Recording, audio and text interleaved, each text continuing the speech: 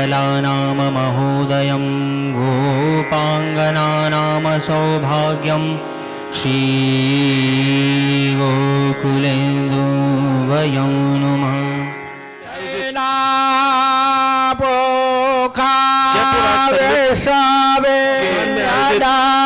संस्कृति संरक्षण संस्करण ये जो 5 दिवसीय संगोष्ठी कार्यशाला है इसमें आपका हार्दिक स्वागत है, अभिनंदन है।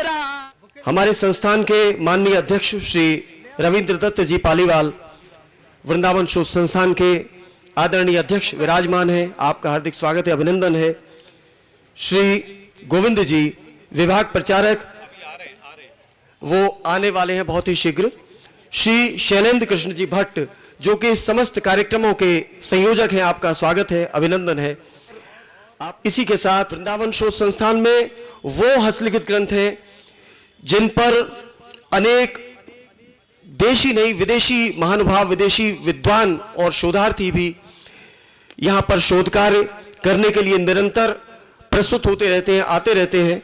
और सबसे बड़ी बात यह है कि 1968 से लेकर अब तक के समय में वृंदावन शोध संस्थान ने जो तरक्की की है, जो प्रगति की है, उस प्रगति को आप इस रूप में देख सकते हैं कि ये जो पूरा जो परिसर है, इस परिसर में वृंदावन शोध संस्थान अपने पूरे सांस्कृतिक वैभव के साथ में आज उपस्थित है।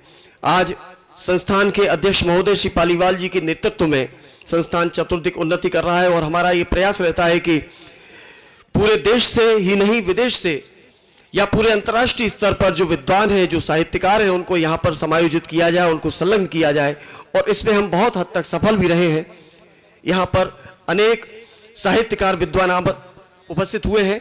मैं माननीय मंत्री महोदय से और साथ ही सभी उपस्थित महानुभावों से अनुरोध करूंगा कि कार्यक्रम को शुभारंभ करने के लिए दीप प्रज्वलन कर कार्यक्रम को विधिवत प्रारंभ करने की कृपा करें।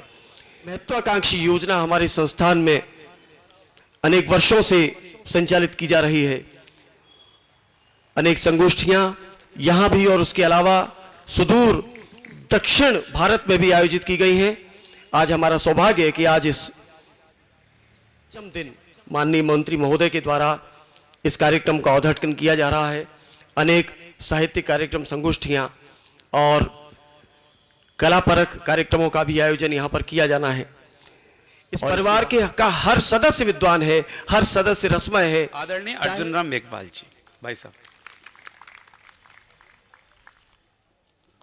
राधे राधे, बोलिए बोलिए राधे राधे। सब्जेक्ट रखा है आपने युग युगीन श्री कृष्ण, व्याप्ति और संदर्भ के परिप्रेक्ष्य में आयोजित ब्रज संस्कृति संस्करण। मंच पर उपस्थित श्री आर.डी. पालीवाल जी, अध्यक्ष वृंदावन शोध संस्थान। देखिए, श्री कृष्ण ने गीता में भी कहा और जगह भी लिखा, कितने गुण होते हैं जी। ये संसार त्रिगुणात्मक है ना, तो 3 गुण क्या है? 1 इज सतोगुण। You understand satogun? यस ना। The second is Rajogun. Third is, yeah, very good. What is your name? Name? प्रजा, प्रजा, वर्जा चंद्रा। वर्जा के लिए जोरदार ताली बजाइए। Good, very good. ये संसार त्रिगुणात्मक है और सबके पास ये 3 गुण हैं। कभी रजोगुण प्रभावित हो जाता है, कभी सतोगुण प्रभावित हो जाता है और कभी तमोगुण प्रभावित हो जाता है, लेकिन 3 गुण रहेंगे उस संसार में जो मनुष्य आया है। ये भगवान कृष्ण ने कहा है, युग युगीन, ये 3 गुण रहेंगे। अभी जो ये मंच बैठा है और जो परिसर में लोग बैठे हैं, ये पीछे अभी जो ये ग्रुप बैठा है, जो भी ग्रुप बैठा है, ये इनके मन में भी, इनके भाव में भी, और जो मंच पे लोग बैठे हैं, सबके अंदर सतोगुण प्रभावी है। इसलिए आप ब्रज शोध संस्थान का ये प्रोग्राम देखने आए, आपके मन में आया, अदरवाइज क्यों आते आप? आपको लगा, आपके सतोगुण ने आपको प्रभावित किया, आप आए। आप परफॉर्म ही करेंगे कुछ कलाकार, उनके अंदर भी जिस समय वो परफॉर्म करते हैं उस समय सतोगुण प्रभावित होता है, सतोगुण प्रभुत्व रहता है उनके जीवन में। अच्छा, ऐसा नहीं है जी, ऐसा नहीं है कि सतयुग में सतोगुण ही था बाकी कुछ नहीं था, नहीं, ऐसा नहीं है जी। ये संसार त्रिगुणात्मक है। भगवान राम के समय भी रावण था या नहीं था, बताओ मेरे को, था या नहीं था? और कृष्ण के जमाने में कंस था या नहीं था? था क्या विषय कि 33% वो सतोगुण को प्रभावित करते हैं या प्रभाव में रहते हैं। शैलेंद्र जी भट्ट साहब जैसे जूते भी नहीं पहनेंगे, नहीं, मैं पूरा समर्पित हूं भगवान के लिए। ये सतोगुण के गहार, जिसको कहते हैं चलते फिरते सतोगुणी है। सतोगुण, रजोगुण वाले लोग हैं वो कभी इधर हो जाते हैं कभी उधर हो जाते हैं, और तामसिक प्रवृत्ति के लोग 33% रहेंगे ही संसार में। अभी कुछ लोग हैं कलयुग है, युग कृष्णा की बात है ना, अभी कुछ लोग कहते हैं कलयुग है। लेकिन मैं एक उदाहरण देता हूं, मैं 2009 में एमपी बना, उससे पहले मैं आईएएस अधिकारी था राजस्थान में। तो मैंने एक उदाहरण सुना और मेरे एक पुलिस अधिकारी थे जयपुर के, वो आए कि साहब एक ऑटो रिक्शा वाला है, सुबह सुबह कोई विदेशी महिला यात्री आई, स्टेशन से उतरी, उसके ऑटो में बैठी, भूल से वो पर्स छोड़ गई। और उस पुलिस अधिकारी ने मुझे बताया कि कम से कम उसमें 70-80 लाख का सोना था, गोल्ड। और वो आदमी जो टैक्सी चलाता है, 7 बजे का समय होता है और पुलिस हेडक्वार्टर पहुंच जाता है थाने में कि साहब ये कोई महिला आई थी, मुझे पता नहीं इसमें क्या है, लेकिन इसमें सोना जैसा कोई सामान है, ये मैं आपके पुलिस के हवाला करता हूं। वो आदमी टैक्सी चलाते हुए भी, आप बताइए वो सतोगुणी है, रजोगुणी है, तमोगुणी है, क्या है? क्या है? सतोगुणी हुआ ना, तभी तो 70-80 लाख का सोना वो पुलिस में ले गया, और पुलिस अधिकारी के मन में भी सतोगुण आ गया, नहीं तो कई बार तमोगुण आ जाता। तो उस पुलिस अधिकारी को मैं धन्यवाद देता हूं, सतोगुण आया और उसने उसके पासपोर्ट से पकड़ा, टेलीफोन नंबर लिखे हुए थे, फोन किया कि आप कोई सामान ढूंढ के गया। वो विदेशी महिला थी, वो आई तो उसने थाने को भी प्रणाम किया, उस पुलिस अधिकारी को भी प्रणाम किया, और उस टैक्सी ड्राइवर के तो वो लपेट करके ले गई कि भारत में ही ऐसे लोग पैदा हो सकते हैं, ये भारत है, ये भारतीय संस्कृति है। तो हम तीनों को रिप्रेजेंट करेंगे। लेकिन कभी कभी होता क्या है, सतयुग में भी 33% ही सतोगुणी थे, 33% तमोगुणी थे। लेकिन जो 33% राजसिक प्रवृत्ति के लोग थे, वो तमोगुण के साथ नहीं थे, वो सतोगुण के साथ थे। इसलिए हमने उसको सतयुग कहा, और 66% बहुमत होने के कारण वो सतयुग कहलाया। लेकिन अब हम इसमें कलयुग में क्यों आ गए कि ये जो राजसिक प्रवृत्ति के 33% लोग हैं, ये तमोगुणों के साथ मिल गए और ये 66% हो गए। और जो 33% लोग सतोगुणी वाले हैं, आप जैसे वो डर गए, उन्होंने बोलना बंद कर दिया। अब आप बोलिए। मुझे अच्छी तरह से ध्यान है कि मेरे गांव में कोई भी आदमी दारू पी करके आ जाता था तो गांव का कोई भी आदमी उसको थप्पड़ मार देता था, दारू पी के हमारे गांव में आया है। अब कोई थप्पड़ मार के देखो तो वो जो सतोगुण प्रवृत्ति का आदमी था वो चुप हो गया, तमोगुण प्रवृत्ति का आदमी था वो वोकल हो गया, और राजसिक प्रवृत्ति के आदमी तमोगुण के साथ मिल गए, वो 66% हो गए। इसलिए सतोगुणी वाले दब गए। अब दबना नहीं है, मोदी जी के राज में खड़े होना है। अब दबना नहीं है, डरना भी नहीं है, दबना भी नहीं है। तुम खड़े हो गए, ये नाट्य, पद, संगीत ये खड़ा हो गया, तो जो सतयुग में जो भारत का प्रभाव था वो पूरे संसार में पड़ने वाला है। जोरदार ताली तो बजाओ। मैं क्यों कह रहा हूं, मुझे इस समय यहां स्वामी विवेकानंद याद आ गए, लेकिन एक भगवान कृष्ण के पद ने उसके जीवन को मोड़ा। Turning point of the Swami Vivekananda is a point of Khetri. Khetri is a place in Rajasthan. वहां एक मैनाबाई करके एक महिला है जिसको लोगों ने नर्तकी कहा, लेकिन जैसे ही उसने कहा मैं आपके सामने एक पद गाऊंगी और वो है भजन, और वो भी है श्री कृष्ण का भजन, तो लोगों ने कहा नहीं नहीं नहीं नहीं स्वामी जी आपको महिला को देखना नहीं चाहिए। तो स्वामी जी भी ऊपर चले गए। हाँ, you explain him. Swami ji ऊपर चले गए सीढ़ियों पे। जैसे वो सीढ़ियों पे जाने लगे तो वो महिला बोलती है। ये भारतीय संस्कृति है जी, उसमें सती गुण का प्रवेश होता है, होती है वो नाचने वाली महिला है, लेकिन उसमें सत गुण का प्रवेश होता है, गुणों की धारा चलती रहती है, और प्रवेश होते ही वो कहती है हर नर में नारायण देखने वाले हे नाथ। क्योंकि स्वामी विवेकानंद जी का उपदेश ये होता था कि हर नर में नारायण है, एवरी ह्यूमन बीइंग में गॉड है, ऐसा कहते थे वो। हर नर में नारायण देखने वाले हे नाथ, क्या मैं नर नहीं हूं? या आपकी दृष्टि में नर और नारी में भेद है? और अगर आपकी दृष्टि में नर और नारी में भेद नहीं है तो मेरे अंदर बैठा भगवान आपको दिखता क्यों नहीं है? ऐसा जब प्रश्न किया तो स्वामी जी को लगा ह्यूमन बीइंग तो है, मेरे से ये भूल क्यों हुई? यहां पद का महत्व है। एक भजन है सूरदास जी का जिसने स्वामी विवेकानंद का जीवन ही बदल दिया। पद का साधारण महत्व नहीं है, ये इसी धरती का शायद गाया हुआ पद है। सूरदास जी यहीं इसी धरती में हुए, ब्रज में ही हुए।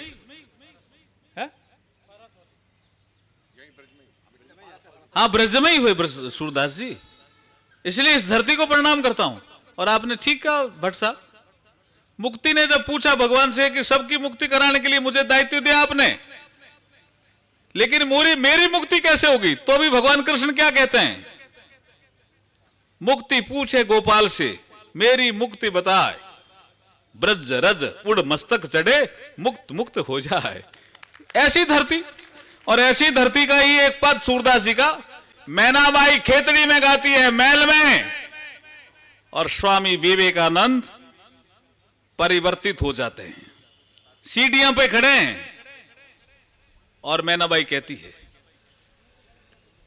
प्रभु मेरे अवगुण चित ना धरो, हो प्रभु मेरे अवगुण चित ना धरो। You can sing if you can know this bhajan. वो कहती है मेरे में बहुत से अवगुण होंगे, लेकिन मैं प्रभु कृष्ण का एक भजन गा रही हूं। मैं नर्तकी हो सकती हूं खेतड़ी दरबार की, लेकिन आपके सामने मैं एक भजन ही प्रस्तुत कर रही हूं। और आप, जब मैं भजन गाने आई हूं तो आप ऊपर जा रहे हैं साधना कक्ष में। हे प्रभु, ऐसा अन्याय मत करो मेरे साथ। प्रभु मेरे अवगुण चित ना धरो, हो प्रभु मेरे अवगुण चित ना धरो। क्योंकि एक लोहा पूजा में राखत, एक घर बधी की परो, हो प्रभु जी एक घर बधी की परो। सो दुविधा पा रस नहीं जानत, सो दुविधा पा रस नहीं जानत, कंचन कर तिखरो, हो प्रभु मेरे अवगुण चित ना धरो, हो प्रभु मेरे अवगुण चित ना धरो, हो प्रभु मेरे अवगुण चित ना धरो। ये भजन आता है किसी को? किस किस को आ रहा है? तो गा नहीं रहे हो आप? इसे bhajan of Surdas, he has written this pad. The Menabai belongs to a marginal society. Being a woman, she challenged the Vivekanand, I also observe God in my body. Why you are listening to me? That is why this bhajan is so important. एक नदियां एक नार कहावे, मैलो नीर भरो हो प्रभु जी, मैलो नीर भरो। जब दोहू मिल एक वरण भय, सुरसरी नाम परो हो प्रभु मेरे, अवगुण चित ना धरो। फिर सूरदास जी कहते हैं लास्ट में, तब तक उस सभा में, खेतड़ी की उस सभा में जिसने आंखों देखा हाल लिखा है, जगमोहन लाल जी ने, जो खेतड़ी दरबार के मुनीम थे, उन्होंने कहा इस सभा में 2 ही आदमी रो रहे थे, 400-500 आदमी थे, सभी खेतड़ी दरबार के महत्वपूर्ण व्यक्ति थे, रो 2 ही रहे थे। एक स्वामी विवेकानंद रो रहे थे और ये मैनाबाई रो रही थी। एक माया एक ब्रह्म कहावे, सूर श्याम जगरो हो प्रभु जी, सूर श्याम जगरो। अब की बेर मोहे पार उतारो, अब की बेर मोहे पार उतारो, नई प्रण जात टरो हो प्रभु मेरे, अवगुण चित ना धरो हो प्रभु मेरे, अवगुण चित ना धरो हो प्रभु मेरे, अवगुण चित ना धरो। स्वामी जी कहते हैं कि रामकृष्ण परमहंस उस मैनाबाई में आए। ये भी एक गुरु शिष्य परंपरा है, भारतीय संस्कृति की धारा है, और उसने ये मुझे चेताने के लिए कहा ये भी मान लें, लेकिन जब स्वामी विवेकानंद ये भजन बंद होने के बाद उस महिला के पास जाते हैं और उनकी गोद में बैठ जाते हैं, हे मां मेरे से गलती हुई, मेरे से पाप हुआ, और मैंने ये देखा कि महिला के दर्शन करूंगा तो मेरे में कुछ अलग भाव आ जाएंगे। नो, मेरे अब समझ में आया है कि नर और नारी में कोई भेद नहीं है, नारायण सब में बैठा है, नारी में भी बैठा है, आपके अंदर भी बैठा है। ये जो भाव आपने जगाया, मैं आपको भी धन्यवाद देता हूं और सूरदास जी को भी धन्यवाद देता हूं जिन्होंने पद गाया। और उसके बाद स्वामी विवेकानंद जब शिकागो गए तो सबसे पहले जो उन्होंने बोला, माय सिस्टर्स और ब्रदर्स ऑफ अमेरिका, उसमें मैनाबाई उनके चित्त में चढ़ी हुई थी, इसीलिए वो सारे फेमस हुए। ये भी ब्रज की धरती का ही प्रभाव है, ये भी ब्रज की धरती का ही प्रभाव है। अभी विषय आया मीराबाई का, चतुर्वेदी जी आपने कहा मीराबाई का विषय आया। मीराबाई हमारे राजस्थान मेड़ता एक जगह है, वहां जन्मी। She was a disciple of Lord Krishna. She married to a king of Chittor. लेकिन उनको लगा मुझे ये काम नहीं करना, शादी तो मेरी करा दी लेकिन मुझे ये नहीं करना, मुझे भगवान कृष्ण वही मेरे हस्बैंड है, ऐसा उन्होंने माना। तो राणा उनका जो हस्बैंड था वो नाराज हो गया, उसने कहा ऐसे कैसे हुआ, ऐसा हो नहीं सकता, हमारे यहां रहना है। तो घूमती घूमती गुरु के खोज में बनारस जाती है, काशी, और वहां रविदास जी को गुरु करती है, और उसके बाद सेवा और समर्पण के माध्यम से वो एकदम सरेंडर हो जाती है गुरु के सामने। और गुरु फिर सारे कष्ट उनके हरने का एक मार्ग चुनते हैं। सारे राणा ने उनको कष्ट देने के उपाय किए, सांप भेज दिए तो वो सोने के हार बन गए उनके गले में, मीरा के। जहर भेज दिया पीने के लिए तो मीरा के शरीर में जाके अमृत बन गया। मीरा ने श्री कृष्ण के पद गाए, श्री कृष्ण के पद लिखे भी हैं, लेकिन एक भजन है मीरा का, एक पद है, पायो जी मैंने राम रतन धन पायो। तो कुछ मूर्ख लोग जिनको ये ज्ञान नहीं होता कि राम और कृष्ण में कोई भेद नहीं है, लेकिन कुछ लोग भेद करते हैं। वो कहते हैं मीरा तो कृष्ण भक्त थी, फिर राम का नाम क्यों ले रही है? राम नाम एक धन है। तो उसकी डेफिनेशन एक पद में मीरा कहती है कि कैसा राम नाम एक धन है। और मीरा ये खुद भी कहती है कि साधना करते करते कोई भक्त ऐसी पराकाष्ठ अवस्था में पहुंच जाता है जहां राम और कृष्ण का भेद समाप्त हो जाता है। जग में सुंदर है दो नाम, चाहे कृष्ण कहो या राम। इसलिए मीरा कहती है, क्या डेफिनेशन देती है रामधन की? पायो जी मैंने, पायो जी मैंने राम रतन धन पायो। वो कहती है राम रतन मेरे लिए धन है। कैसा धन है? खर्चा नहीं खूटे इने, चोर नहीं लूं तेरे। खर्चा नहीं खूटे इने, चोर नहीं लूं तेरे। ओ तो दिन दिन बढ़त सवायो, पायो जी मैंने राम रतन धन पायो। आप गा रहे हो ब्रजाना? नहीं, यू कैन सिंग आल्सो। ये मीरा कहती है कि राम धन ये ऐसा धन है जिसको चोर भी नहीं लूट सकता और खर्चने से खत्म नहीं होता। ऐसा धन है। क्या परिभाषा दी है जी रामधन की? ऐसी परिभाषा कहीं मिलेगी आपको?